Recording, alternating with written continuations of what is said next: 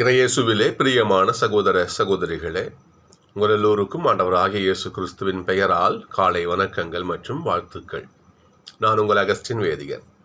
இன்று டிசம்பர் மாதம் 17ஆம் தேதி 2025ஆம் ஆண்டு. ஆண்டவரின் மடியில் 5 நிமிடங்கள்.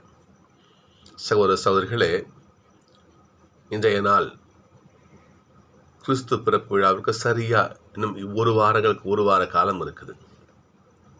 இதுதான் நாம் என்ன பண்ணுறோம், கிறிஸ்து பிறப்பு விழாவுக்கான நவநாளை ஆரம்பிக்கிறோம். மிக முக்கியமான நாள் என்று.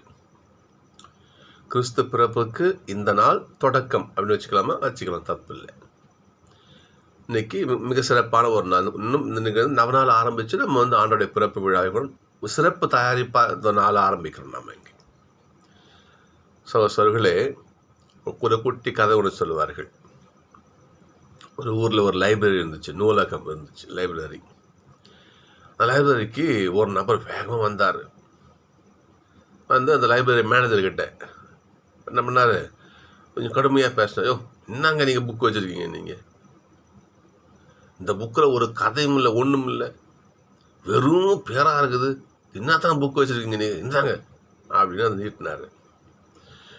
உடனே அந்த கடை மன்னிக்கணும், அந்த லைப்ரரி அவர் என்ன பண்ணார், மேனேஜர் என்ன பண்ணார், வாயா வா, உன்னை தான் நான் தேடிட்டு இருந்தேன் நாளா. என்ன புக்காயா இது, டெலிஃபோன் டைரக்டர் இது, நீ தான் தூக்க முடியாது, நீ கொட்டாயாது ரெண்டு பிடிங்க வச்சாரான். அது சகோதரிகளே, பெயர் டெலிஃபோன் டைரக்டர் பெயர் பட்டியல்னு அர்த்தம். எவ்வளோ முக்கியம் அது.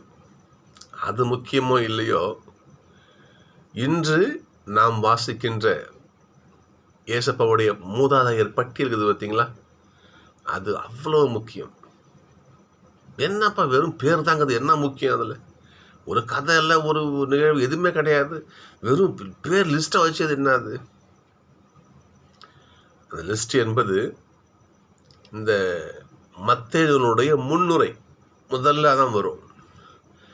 நமக்கு ஒரு பழக்கம் உண்டு, நம்ம ஒரு புத்தகத்தில் வச்சிங்களேன், முன்னுரை வாசிக்க மாட்டோம், விட்டுட்டு என்ன பண்ணுவோம், உள்ள கதையை ஆரம்பிப்போம், அதான் வாசிப்போம் நாம். ஆனால் நன்கு படித்த ஞானிகள் புத்தகத்தை படிக்கின்ற நல்லா ஆழமாக படிக்கின்ற நபர்கள் என்ன பண்ணுவாங்க, ஃபஸ்ட்டு முன்னுரை வாசிப்பாங்க. உள்ள இருக்கிற விஷயத்துக்கான தலை தான் முன்னுரை, தலையங்கம் தான் முன்னுரை. நாம் வச்சுக்கணும், அந்த உள்ள என்ன விஷயம் இருக்குதோ அதோடைய கரு தான் முன்னுரை. இதை வாசிச்சா போதும், உள்ள என்ன இருக்குன்னு தெரிஞ்சிடும் நமக்கு. மத்தேயு யூதர்களுக்கு இந்த புஸ்தகத்தை எழுதுறாரு. ஒரு புஸ்தகம் ஒரு நபர்களுக்கு எழுதப்பட்டிருக்கும் பைபிளில். இப்போ மத்தேயு யூதர்களுக்கு அந்த புஸ்தகத்தை எழுதுறாரு, யூத கிறிஸ்தவர்களுக்கு எழுதுறாரு, யூத மக்களுக்கு அந்த நூலை எழுதுறாரு அவர். யூதர்களுக்கு மிக முக்கிய நபர் ஆபிரகாம், தாவீது. அப்போ அவர் ஏசப்பாவை முன்னிலைப்படுத்தணும்னு சொன்னா, இந்த ஏசப்பா எங்கிருந்து வராரு, யாருடைய வம்சாவழி? யூதர்களே, நீங்கள் ஆபிரகாம் எங்கள் தந்தைன்னு சொல்றீங்க இல்லையா, தாவீது ராஜான்னு சொல்றீங்க இல்லையா, எத்தனை ராஜா வந்தாங்க, தாவீது ராஜான்னு தூக்கி பிடிக்கிறீங்க இல்லையா, அந்த வம்சத்தை வந்தவர் தாயா இந்த இயேசு என்று ஏசப்பாவினுடைய முக்கியத்துவத்தை, ஏசப்பா என்ற புள்ளி எங்கிருந்து வந்துச்சு, அதனுடைய நீட்சி என்று மிக ஆழமாக சொல்லுகின்ற பகுதி தான் இந்த பட்டியல்.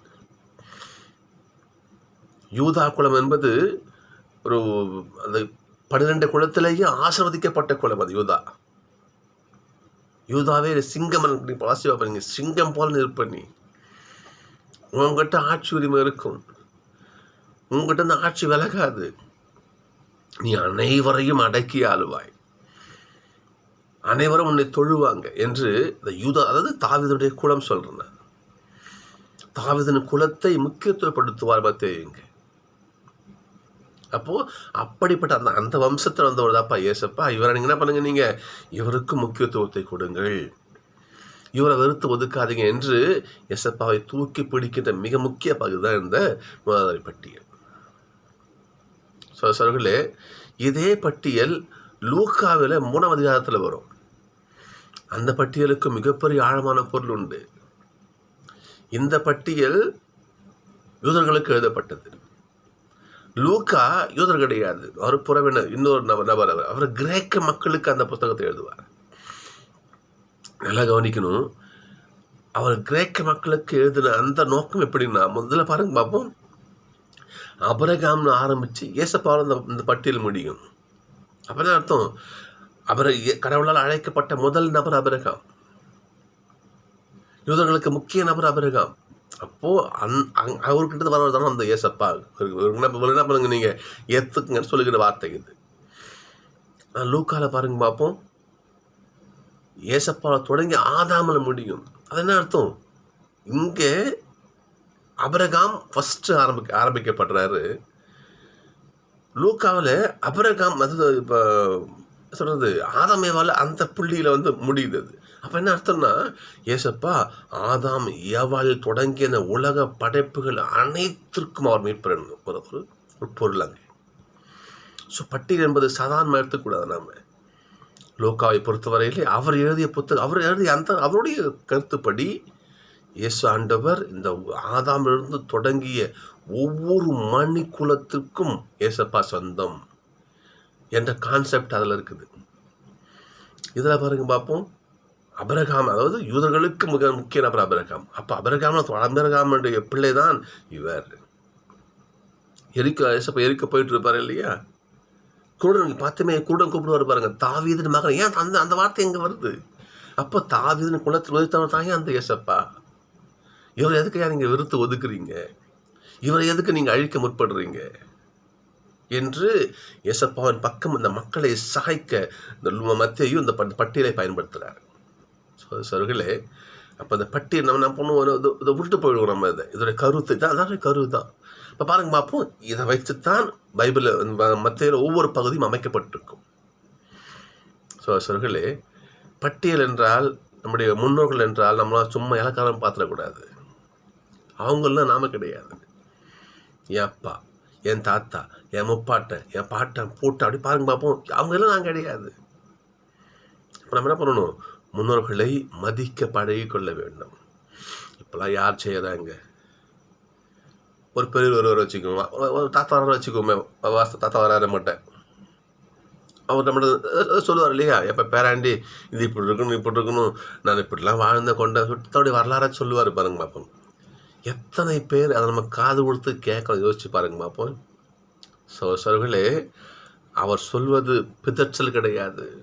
நம்முடைய நாம் எங்கிருந்து நீண்டு வந்திருக்கு, நம்முடைய நீட்சியை சொல்றாரு அவரு. நாங்கள் இங்கே போனோம், இந்த மாதிரி இங்கே இருக்குது, இங்கே சொந்த பந்தம் இருக்குது, இப்படி அப்படி அதை சொல்லும் பொழுது எத்தனை பேரையும் நம்ம காது கொடுத்து கேட்குறோம். நம்ம பெருசு வாய மூடு, புலம்ப வந்து நீங்கள் இதே தொல்லை அவர் கொண்டு அறுக்குறீ என்று எத்தனை பேர் நம்ம ஒதுக்கி வைக்கிறோம். நம்ம எப்படி அவரோட பேச்சில் ஒதுக்கி யோசிச்சு பாருங்க பார்ப்போம். நம்ம முன்னோட மதிக்கிறோமா, நாம் பெரியவங்களை மதிக்கிறோமா? அவர் சொல்வது எவ்வளோ முக்கியமான விஷயமா இருக்குது தெரியுமா? சொல்லுவார், நாங்கள் சின்ன பிள்ளையில எங்கள் அப்பா எங்கள் இப்படி வச்சுருப்பார், எங்கள் அப்பா எங்கே தரமா பிறந்தார், இவர் இங்கே இருந்தார், எங்கள் அப்பா, எங்கள் அம்மாவுடைய ஊர் இது, நான் இப்போ இது யார் நமக்கு சொல்லுங்க பார்ப்போம். யாருக்கு தெரியும்? அவங்களுக்கு தான் தெரியும், அது யாருக்கும் தெரியாது. சகோதரர்களே, முன்னோர்களை பற்றி தெரிஞ்சு கொள்வோம், அவளை மதிப்போம். ஏசப்பா பட்டியல் எந்த அளவுக்கு மத்திய சேகரித்து தராரு பாருங்க நமக்கு. இதை விட ஒரு படி மேலே போயிட்டு லூக்கா எந்த அளவுக்கு அவர் ஒரு விடாப்பிடியாக எத்தனை பேர் விசாரிச்சிருப்பாரு. எவ்வளோ நாள் பட்டியலை சும்மா கிடையாதுங்க ஐயா, அதான் விஷயம் கிடையாது. ஒரு பட்டியல் என்பது, அதாவது இன்னொரு வரையாளமும் உண்டு. ஏசப்பா கற்பனை கதாபாத்திரம் கிடையாது, வாழ்ந்த நபர். இவரு பிள்ளையோட சாட்சியம் கொடுக்குறாரு. 2 பேர் லூக்கா மத்தேயு. இயேசு கற்பனை கதாபாத்திரம் கிடையாது. சும்மா நாங்கள் ஒரு பட்டியல் ஒரு நபர் சேர்க்கல நாங்கள். அது மட்டும் இல்லாமல் இந்த பட்டியலில் 5 பெண்கள் வராங்க பாருங்க பார்ப்போம். பெண்களை ஒதுக்குகின்ற, பெண்களை 2ஆம் தரமாக நினைக்கின்ற அந்த நிலையிலே மத்திய பெண்களுக்கும் எங்க இடத்துல மரியாளுடைய பிள்ளை இயேசு. சரிங்களா? மரியாளுடைய பிள்ளை இயேசு. அப்போ பெண்களை நீங்கள் ஒதுக்காதீங்கடா. நீங்கள் மீட்பு திட்டத்தில் பெண்களுக்கும் கடவுள் இடம் கொடுத்துருக்காரு. நீ பெண்களை ஒதுக்காது என்று ஒரு சமத்துவத்தை கொண்டு வர பாருங்க மத்தேயுங்க. இந்த பட்டியல் சமத்துவத்தை, வரலாற்றை, இல்லையா, ஒரு ஒரு நம்முடைய முன்னோடைய ஒரு முக்கியத்துவத்தை கொடுக்கின்றது இந்த பட்டியல். எனவே இனிமேல் அந்த பட்டியல் வருகின்ற பொழுது முன்னோரை நினச்சிக்குவோம். நம்ம முன்னோரை மதிப்போம். அவங்க இல்லைன்னா நாம் இல்லை. அவங்களுக்காகவும் ஜெபிப்போம். நாளை சந்திப்போம்.